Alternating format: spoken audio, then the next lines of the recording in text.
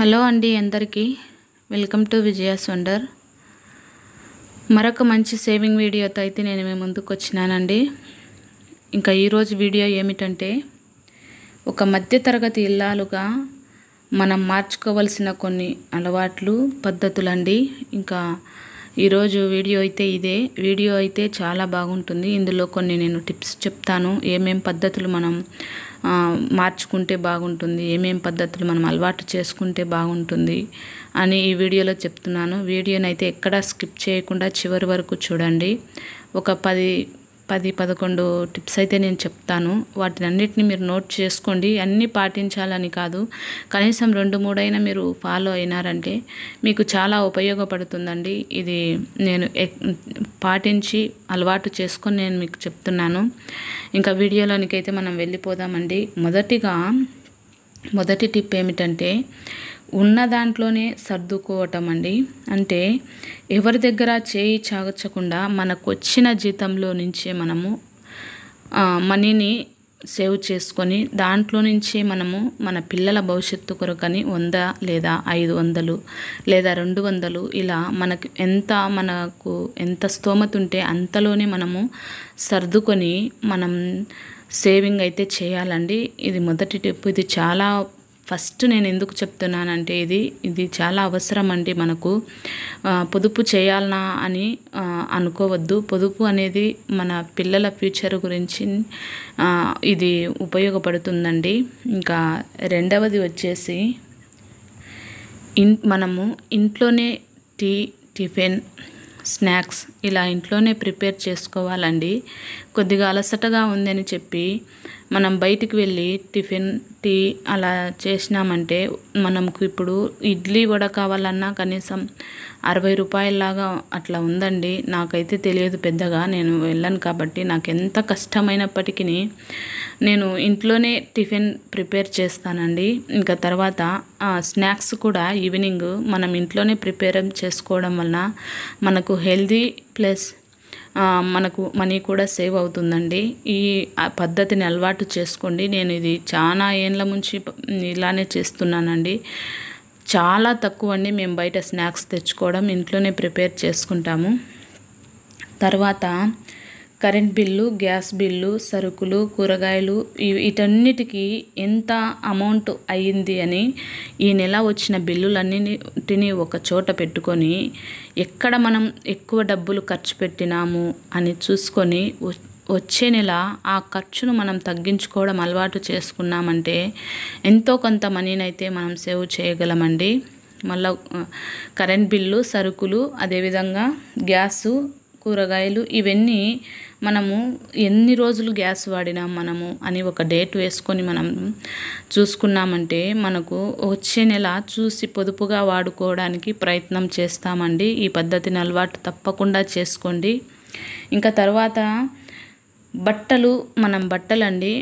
ఈ బట్టలు ఐరన్ ఎంతవరకు అయినా ఇంట్లో చేసుకుంటే చాలా మంచిదండి. ఇంకా ఆ తర్వాత బట్టలకు గంజి పెడుతుంటాం కదా, కాటన్ శారీస్కు, మన భర్త చీరలకు, మన భర్తల బట్టలకి, వాటన్నిటికీ మనం ఇంట్లోనే గంజి ప్రిపేర్ చేసుకుంటే సరిపోతుందండి. ఒక 10 రూపాయలు ఇచ్చినామంటే సగ్గుబియ్యం వస్తాయి. వాటిని ఉడకపెట్టుకొని వడవార్చుకొని మనం బట్టలకు పెట్టేసినామంటే నీట్గా ఉంటుందండి.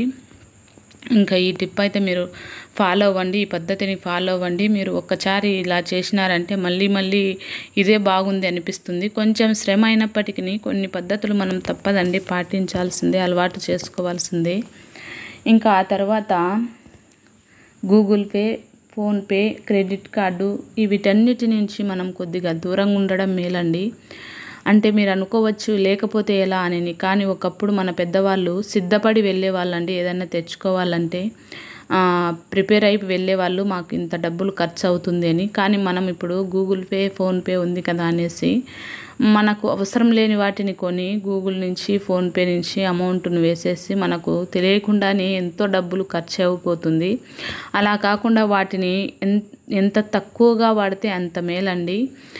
మీరు ఒకసారి గమనించండి. క్రెడిట్ కార్డును కూడా మనం అందులో అప్పు తీసుకొని వాళ్ళు టైం ఇచ్చింటారు, ఆ టైం లోపల మనం కట్టలేకపోతే మనకు డబ్బులు ఎక్కువ అనేది కట్ అయిపోతుందండి. అలా కాకుండా మనం అది మన దగ్గర లేకపోతేనే మేలు కదండి. మనకు అది సోర్స్ లేదని మనం దాని మీద హోప్ వదిలేస్తాము. అలా అన్నమాట. వీటి నుంచి కూడా కొంచెం దూరంగా ఉండే పద్ధతిని అయితే మీరు అలవాటు చేసుకోండి.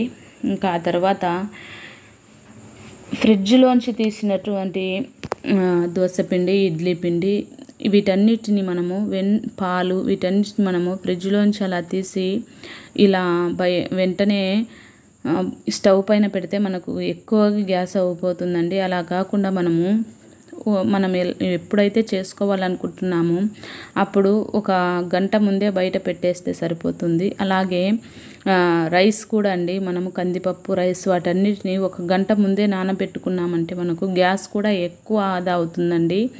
మనం అప్పుడప్పుడే మనం కడిగి పెట్టి వెంటనే వండాలంటే మాత్రము మనకు ఎక్కువ గ్యాస్ అయిపోతుంది. అలా కాకుండా మనం ముందే నానబెట్టేసినామంటే మనకు తక్కువ టైంలోనే అన్నం అనేది ఉడికిపోతుంది.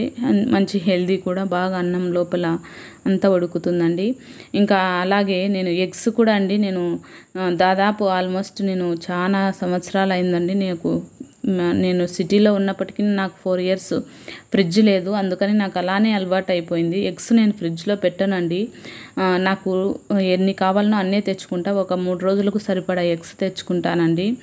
ఇంకా తర్వాత మళ్ళీ తెచ్చుకోవచ్చు కదా అనే ఉద్దేశంతో ఎప్పుడు అక్కడ కూడా మనకు ఫ్రెష్గా వస్తుంటాయి. మనం ముందే తెచ్చిపెట్టుకున్నామంటే అక్కడ వారం రోజులు స్టాక్, మన ఇంట్లో వారం రోజులు స్టాక్. అలా కాకుండా మనము ఎగ్స్ అనేది ఎప్పటికప్పుడు ఒక 3 daysకు సరిపడా తెచ్చుకుంటే సరిపోతుందండి. ఇంకా ఈ తర్వాత టిప్ ఏమిటంటే ఆన్లైన్ షాపింగు, ఫుడ్డు, ఇంటికి కావాల్సినటువంటి వస్తువులండి. వీటి నుంచి మనం ఎంత దూరంగా ఉంటే అంత మేలు. ఆన్లైన్లో షాపింగ్ మనం ఒక్కటి కొన్నామంటే ఇలా స్క్రోల్ చేస్తూ వెళ్తుంటే ఏవేవో మనకు కనపడుతుంటాయి.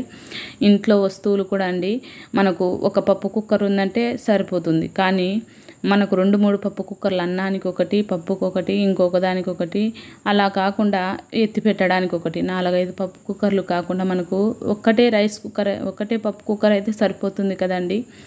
అన్నం హ్యాపీగా ముందే నానబెట్టుకొని మనం ఉడకపెట్టుకుంటే సరిపోతుంది. అలాగే మనం ఇంతకుముందు కత్తిపీటలతో కట్ చేసుకునే వాళ్ళమండి. ఇప్పుడు ఆన్లైన్లో చూడడం వలన చాపర్ అని, పీలర్ అని ఇలా మనం చక్కగా స్పూన్తో తీసిన అల్లం కానీ మనకు అల్లం కూడా సేవ్ అవుతుందండి స్పూన్తో తీసినామంటే. అలా కాకుండా మనము ఈ చాపర్లని వీటన్నిటిని మనం ఉపయోగించడం వలన మనకు డబ్బు అనేది ఎక్కువగా అయిపోతుందండి. కాబట్టి ఆన్లైన్ షాపింగ్ మానుకోవడం చాలా బెస్ట్ అండి. ఇంకా తర్వాత రాత్రి మిగిలిన అన్నంలో మనము ఒక్కొక్కసారి ఎక్కువ వండేసుకుంటుంటాము పొరపాటున. అలా మిగిలిన అన్నంలో కొద్దిగా రాత్రే పాలేసి తోడు పెట్టేసినామంటే పొద్దునకంతా పెరుగన్నం అవుతుందండి. నిజంగా సద్దన్నం పెరుగులో నీళ్ళు పోసుకొని తాగిన వాళ్ళు కూడా ఈరోజు చాలా హెల్తీగా ఉన్నారండి. మనం తినే టిఫిన్లలో మాత్రం ఆయిల్ ఎక్కువగా వాడతాం కాబట్టి మనకే హెల్తీ లేదు. కానీ పూర్వం పనులకు వెళ్ళే వాళ్ళు కూడా పెరుగు వేసుకొని వాళ్ళు ఈరోజు చాలా హెల్తీగా ఉన్నారండి. ఈ టిప్పు మీరు ఫాలో అవ్వండి. రాత్రి మిగిలిన అన్నం అస్సలు పడేయద్దు. వాటిలో కొద్దిగా కాంచిన పాలు వేసి కొద్దిగా తోడు పెట్టేసినారంటే ఉదయానికి చాలా కమ్మగా ఉంటుందండి. ఇంకా ఆ తర్వాత మొబైల్ను, టీవీని చూసి కాలక్షేపం చేయకుండా ఆ సమయంలో మనము మన పిల్లలకు, మన భర్తకు బటన్స్ పోయింటాయి కదా, వాటికి మనము బటన్స్ వేయడము, వెల్లిపాయలు ఒలిచిపెట్టుకోవడము, కూరల్లోకి కావాల్సిన మసాలాలు, కొబ్బరి వీటన్నిటిని మనము ప్రిపేర్ చేసి పెట్టుకోవడము. టీవీ, మొబైల్ చూస్తే మనకు లేని కోరిక పుడుతుందండి. ఏదేదో కొనాలని, ఏదేదో తీసుకోవాలని, ఇంటిని బాగా డెకరేట్ చేసుకోవాలని అలా అనిపిస్తుంది. అలా కాకుండా ఆ సమయంలో చిరిగిపోయిన బట్టలను కుట్టు వేసుకోవడం, బటన్లు కుట్టడం ఇలాంటివి మనం చేయడం వలన మనకు సమయం ఎక్కువగా ఉంటుంది, సేవ్ అవుతుంది. అలాగే మనీ కూడా సేవ్ అవుతుంది. ఇంకా తర్వాత చివరిదిగా ఇది అందరికీ అవసరం అండి. నేను మార్చుకున్నాను ముందు ఈ పద్ధతిని. మనం మాటలను కూడా పొదుపుగా వాడుకోవాలండి. అంటే మనం ఎక్కువగా ఎవరితో అయినా మాట్లాడితే ఎక్కువ సమస్యలు వస్తాయండి. అలా కాకుండా మనం ఎంత తక్కువ మాట్లాడితే అంత జ్ఞానానికి మూలం కాబట్టి మనం చాలా తక్కువగా మాట్లాడాలండి. తక్కువ మాటలు మాట్లాడాలా, ఎక్కువగా పని చేయాలా.